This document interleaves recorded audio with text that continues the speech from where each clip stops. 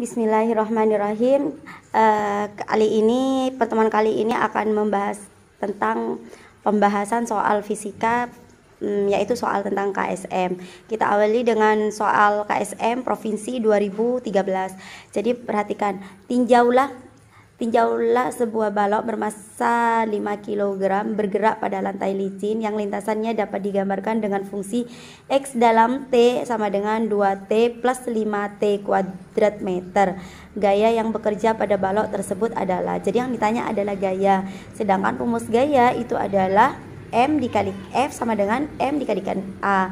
Nah, karena di sini A-nya tidak ada, maka kalian harus mencari A. Nah, untuk mencari A di sini, maka di sini kalian perhatikan.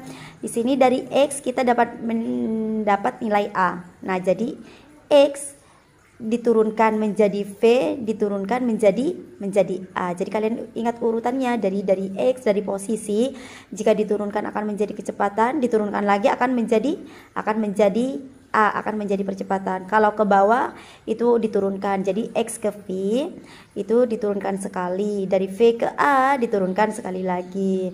Nah, jadi kalau dari atas ke bawah itu adalah kita pakai kata turunan. Tapi kalau dari bawah ke atas itu kita dari A ke V, atau dari V ditanyanya adalah X, kita memakai integral. Karena berhubung di sini adalah adanya X, kita akan mencari A, maka akan diturunkan sebanyak 2 kali, dari X ke A, diturunkan ke V, diturunkan ke A. Jadi kita mencari V dulu ya, turunan dari X, jadi dx per dt sama dengan adalah turunan dari 2T itu adalah 2 plus 5T kuadrat itu adalah 10T.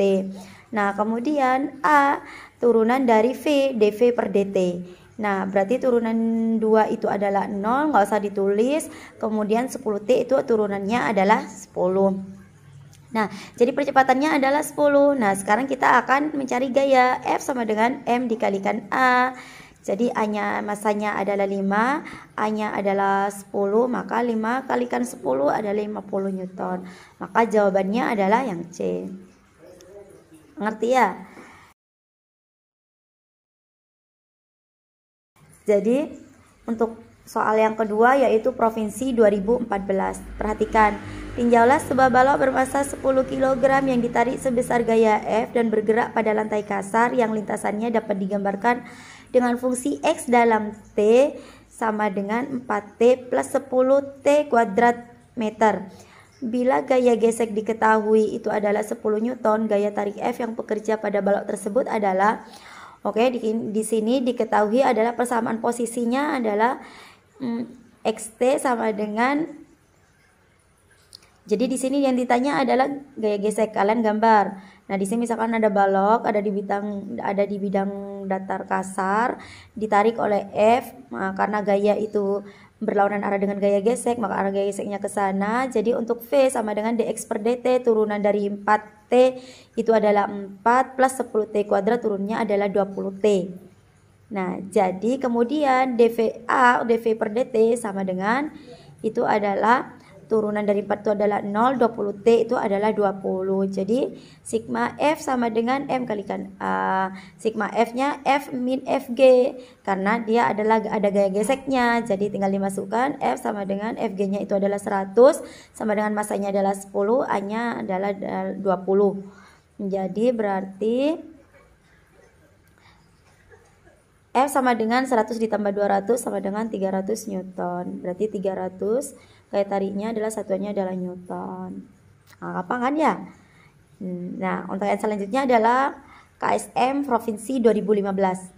Sebuah balok bermassa 10 kg diam di atas sebuah permukaan kasar. Balok ini kemudian didorong dengan gaya mendatar sebesar 60 Newton dan bergerak dengan percepatan 2 meter per detik kuadrat, di mana gravitasinya adalah 10 meter per sekon kuadrat. Apakah yang dapat disimpulkan tentang koefisien gesekan permukaan dengan massa? Jadi di sini bendanya didorong dengan gaya 60 Newton. Berarti ini dia bergerak ya bendanya. Berarti gaya 60 Newton itu sudah melampaui gaya gesekan statis. Karena bergerak ya. Nah, Jadi saat bergerak gaya gesek statisnya itu lebih besar gayanya sehingga dia bisa bergerak. Nah, jadi kalian perhatikan di sini ya. Kita tinjau dari kondisi bergerak dulu. Nah, misalkan di sini anggap ini adalah balok ditarik oleh gaya F sebesar 60 Newton. Nah, lalu habis itu ada masa gaya beratnya adalah gaya beratnya adalah 100 Newton. Tentu ada gaya normal itu karena sama dengan gaya berat itu adalah 100 Newton. Nah, ke belakang itu ada gaya gesek. Kalau dia bergerak berarti dia adalah gaya gesek kinetis. Tapi kalau dia dalam keadaan diam, dia dalam statis. Tapi karena dia ini akan membahas tentang bergerak dulu, maka kita anggap kinetis dulu. Jadi percepatannya adalah 2 meter per sekon kuadrat. Jadi karena bergerak kita pakai hukum Newton 2, sigma F sama dengan M kalikan A, di mana sigma F-nya adalah F min Fg gaya gesek sama dengan M kalikan A. Jadi karena ini adalah bergerak, maka F-nya dikurangi, karena di sini dianggap bergerak, maka dia memakai muka koefisien gesek kinetis dikali Newton sama dengan M kalikan A. F-nya adalah 60, min mukanya dicari, N-nya adalah 100 sama dengan M dikalikan A. M-nya adalah 10, A-nya adalah 2. Maka 100 muka sama dengan 60 dikurangi 20 jadi 40. Jadi muka sama dengan 0,4. Muka itu 0,4, berarti ada di pilihan ganda B sama D. Sama dengan, mukanya adalah sama dengan 0,4, berarti pilihan yang benar itu ada di B dan D. Nah, sekarang untuk mencari mu S. Nah, kalian mau mencari mu S, lancak lagi. Coba kita anggap diam. Karena kan statis itu kan adalah diam. Maka sigma F sama dengan 0, berlaku hukum 1 Newton. Gaya 60 Newton itu berarti tidak menyebabkan benda itunya bergerak. Nah, jadi kalau tidak bergerak, maka anggap 60 Newton itu tidak membuat benda itu bergerak, sehingga F min Fg sama dengan 0, maka Fg sama dengan Fg. Jadi F sama dengan Fg. Berarti 60 sama dengan mu S dikalikan N. Jadi untuk mu S sama dengan N-nya itu kan adalah 100, maka 0,6. Jadi 60 dibagi 100 adalah 0,6. Jadi mu S itu adalah 0,6. Berarti ada 0,6, berarti bisa B ya. Bisa B. Tapi perlu kamu analisis kembali. Di sini untuk yang B itu adalah mu S adalah 0,6, sedangkan yang D itu adalah mu S-nya lebih kecil dari 0,6. Tapi ketika kalian pikir, jika gaya 60 itu dianggap diam, dianggap tidak dapat 0,6 jika bendanya adalah diam. Karena ini kan dianggap diam kan, sigma F sama dengan 0. Jadi mu S-nya adalah sama dengan 0,6 karena bendanya dianggap diam. Berarti sedangkan di soal ini katanya bendanya bergerak. Nah, kalau bendanya bergerak itu berarti harusnya mu S-nya itu lebih kecil dari 0,6. Jadi kalau mu S-nya lebih kecil dari 0,6 berarti bendanya bergerak. Nah, jadi jawabannya yang benar itu adalah D.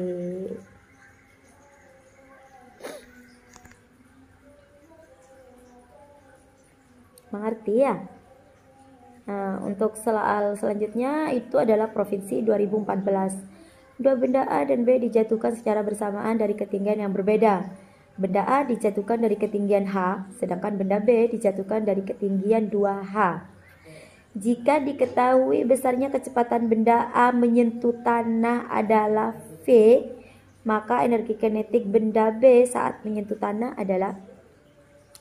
Jadi ini ada gerak jatuh bebas dan juga ada konsep energi. Nah, kalian coba perhatikan untuk benda yang A.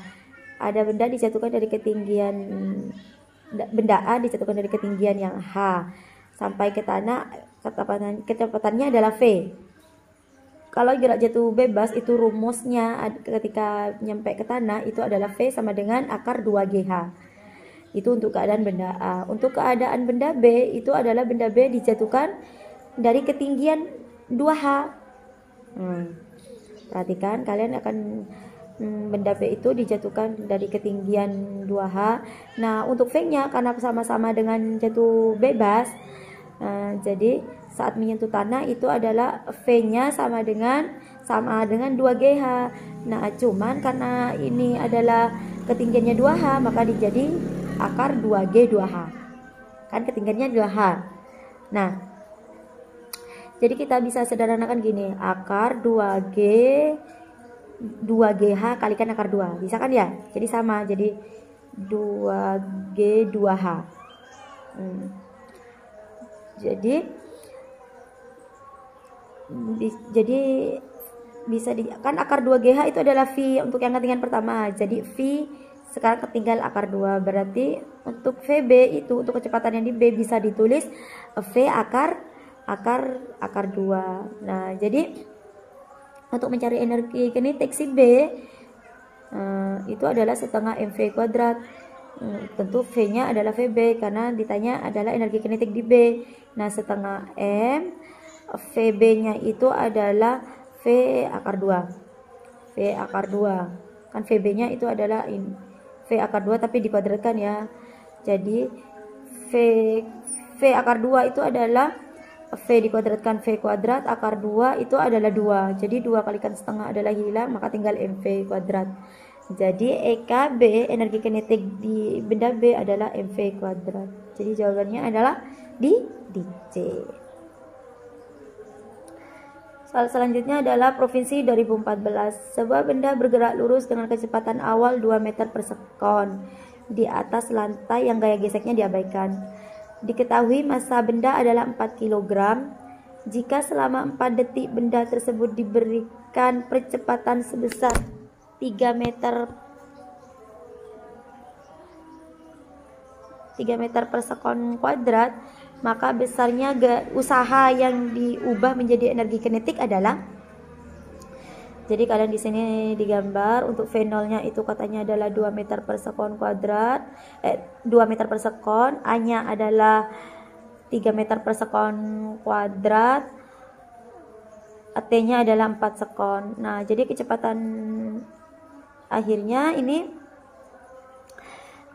kalian percepatannya adalah 3 meter per sekon kuadrat. Jadi tiap 1 detik kecepatannya bertambah 3. Jadi VT sama dengan V0 plus AT. Jadi V0-nya adalah 2 plus A-nya adalah 3, T-nya adalah 4. Maka VT-nya adalah 14 meter per sekon. Nah, Nah, di sini yang ditanya adalah usaha yang diubah menjadi energi kinetik. Jadi, W sama dengan delta EK. Katanya adalah usaha yang dirubah menjadi energi kinetik. Maka kalian bisa menggunakan rumus ini, pakai rumusnya dari energi kinetik. Cari usaha dari energi kinetik. EK adalah setengah mv kuadrat. Jadi bisa pakai VT kuadrat min V0 kuadrat. Jadi setengah M-nya adalah 4, VT-nya adalah 14 kuadrat, min V0-nya adalah 2 kuadrat. Jadi setengah kalikan 4 itu adalah 2, 14 kuadrat itu adalah 196, min 2 kuadrat itu adalah 4. Jadi 2 dikali 192, jika dikali hasilnya adalah 384 Joule ya. Jadi jawabannya adalah 384 Joule. Atau kalian bisa menggunakan rumus usaha, rumus W. Karena kan yang ditanya adalah usaha. Kalian bisa menggunakan rumus W. W sama dengan F kalikan S. Tapi F-nya tidak ada, maka F-nya diganti M dikalikan A. S-nya diganti menjadi V0 T ditambah plus setengah AT kuadrat. Nah, jadi kalian bisa menggunakan rumus kayak gitu. Jadi biasanya nanti hasilnya sama, cuma kepanjangan. Jadi kamu bisa menggunakan apa aja. Ya, untuk selanjutnya kita ke provinsi 2013. Sebuah gaya sebesar 10 Newton yang membentuk sudut 30 derajat terhadap dinding. Lihat gambar. Menekan buku 1,5 kg pada dinding vertikal. Buku awalnya dalam keadaan diam. Jika koefisien gesekan buku dengan dinding μk-nya itu adalah 0,6 dan μs-nya adalah 0,8, tentukan besar dan arah percepatan buku. Nah, oke. Di sini kemungkinan adalah 2. Jadi F-nya jika terlalu besar, didorongnya terlalu kuat, maka bisa buku itu akan naik ke atas. Tapi jika F-nya terlalu lemah, maka bukunya akan turun ke bawah karena gaya berat. Nah, jadi kalian perhatikan, misalkan kita gambar lagi. Nah, di sini ada dinding, di situ ada buku yang nempel di dinding. Nah, ada gaya berat ke bawah, Mg sama dengan 10, sama dengan ya 1,5, G-nya adalah 10, berarti 15 Newton. Nah, jadi ada gaya normalnya, karena gaya normal itu tegak lurus dengan bidang. Nah, kemudian ada gaya F yang menekan buku. Gaya F ini harus kita uraikan ke sumbu X dan sumbu Y. Jadi F-nya adalah 10 Newton ke sumbu Y dan sumbu X. Nah, sudutnya itu ada di situ. Kalian perhatikan sudutnya. Terhadap sudutnya itu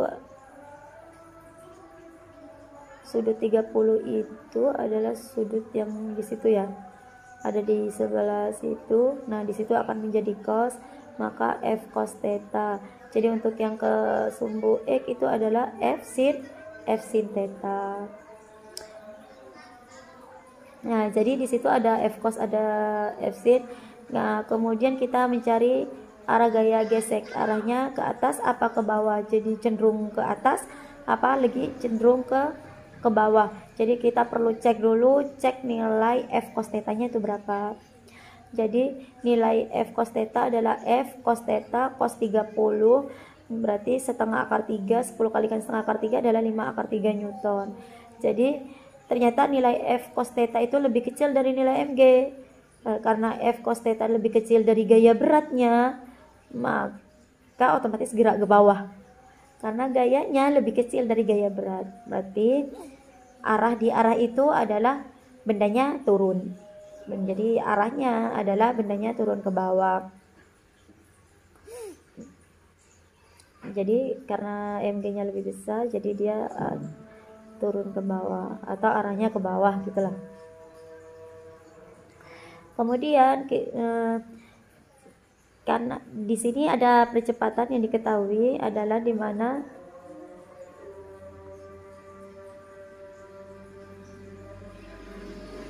ya bentar. Karena di sini adalah bergerak, maka kita menggunakan gaya gesek kinetis. Karena arahnya ke bawah, maka F gaya geseknya ke atas karena dia berlawanan arah. Jadi kita yang sekarang mau mencari nilai besar percepatan dan nilai percepatan sama satuannya.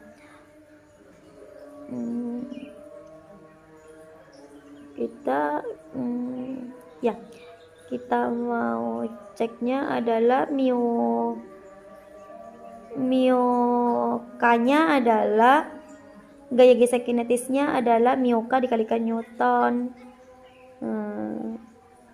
Jadi untuk gaya normalnya itu cari yang mendatar itu bisa dengan menggunakan F sin theta. Jadi sehingga μ dikali F sin theta.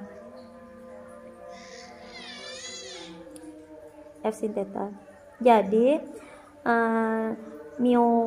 μk-nya adalah 0,6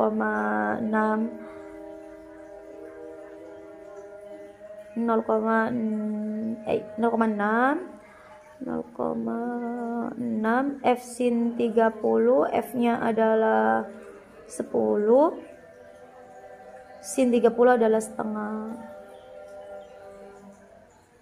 setengah, jadi sama dengan 0,6 dikalikan 5 adalah 3 Newton. Jadi dengan sigma F sama dengan M dikalikan A. Kemudian sigma F karena bergerak ke bawah, berarti gaya yang ke bawah, mg dikurangi F kinetik dikurangi lagi F cos theta yang ke atas sama dengan M kalikan A. mg nya itu adalah 15, fg nya adalah 3, F cos theta nya adalah 5 akar 3 sama dengan M nya 1,5, bisa diganti 3/2. Jadi pecahan desimalnya dirubah menjadi pecahan biasa, berarti 3/2A. 3/2A sama dengan 12 min 5 akar 3 sama dengan 3/2A. A sama dengan 2/3 buka kurung 12 min 5 akar 3 meter per sekon kuadrat. Jadi A nya sudah diketahui bahwa besarnya adalah seperti itu. Kalian bisa menyederhanakan atau kalian bisa membiarkan seperti itu. Jadi arahnya turun. Jadi sudah diketahui ya. Semuanya satuannya adalah meter per sekon kuadrat. Untuk selanjutnya adalah provinsi 2014. Jarak poros roda depan terhadap poros roda belakang sebuah truk yang bermassa 6.000 kg adalah 3 meter. Pusat massa truk terletak 2 meter di belakang roda depan. Maka beban yang dipikul oleh kedua roda depan truk tersebut adalah. Nah, jadi kalian perhatikan di gambar. Perhatikan di gambar ada roda depan dan belakang, jaraknya adalah 3 meter. Pusat massanya adalah 2 meter di depannya roda belakang. Nah, jadi perhatikan di situ. Jadi di situ adalah gaya beratnya, berarti 60.000 Newton gaya beratnya.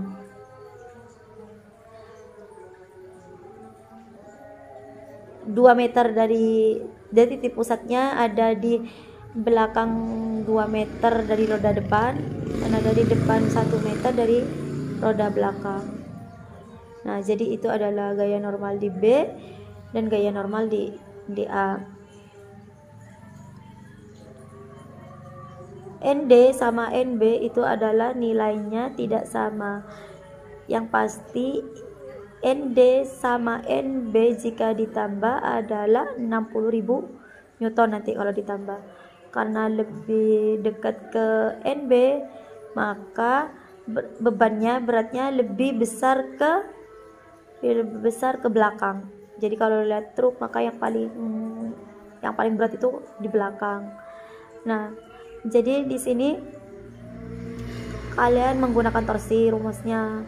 Karena yang ditanya adalah ND, gaya normal yang dipikul oleh roda depan, maka porosnya kita letakkan aja di B. Sigma torsi terhadap titik B itu adalah 0 karena truknya dianggap diam, tidak bergerak, tidak berguling dan tidak kemana-mana. Kita anggap berputar arah jarum jam itu adalah positif, berlawanan itu adalah negatif. Nah, jadi kalian perhatikan, karena ND itu putarannya searah jarum jam, maka ND adalah positif. ND jaraknya ke B itu adalah 3 meter. W itu berlawanan arah jarum jam dikurangi 60.000, berarti jarak dari W ke poros itu adalah 1. ND sama dengan 60.000 dibagi 3 sama dengan 20.000 Newton. ND sama dengan 20 kilo Newton. Jadi gitu ya. Jadi untuk ini cukup dulu. Kalian pahami dulu. Yang tidak mengerti silakan tanyakan kembali. Assalamualaikum warahmatullahi wabarakatuh.